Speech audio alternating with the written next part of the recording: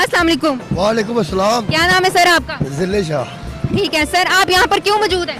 हम इसलिए मौजूद है कि क्योंकि खान साहब को गिरफ्तारी करना चाहते हैं ये, तो फिर आए तो पकड़े, हम तो तय बैठे हुए हैं, क्यों नहीं आते?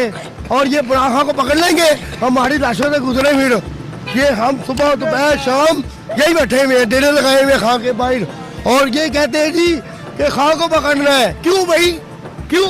इमरान खान ने तो कल दावा किया उन्होंने माहिर कातिलों को पैसे दे दिए हैं कि वो किसी वक्त भी आकर इनको अल्लाह माफ करे कत्ल कर सकते हैं। देखिए जी, ये जितनी भी अवाम है, जितने भी कारकुन यहाँ पे मौजूद है, फिर आए ना, कत्ल करने की बातें है ना, इनको गोलियां मरवा दी खान को वजीराबाद में, मैं वही मौजूद था, ठीक है। अब ये कहते हैं जी कि घड़ी चोर, कभी कुछ कहते हैं, कभी कुछ कहते हैं, कभी कहते हैं जी ये बड़ी गाड़ा कहाँ से आया, कभी कहते हैं शोका खान कहाँ से आया, कभी कहते हैं जी यूनिवर्सिटी कहाँ से आई।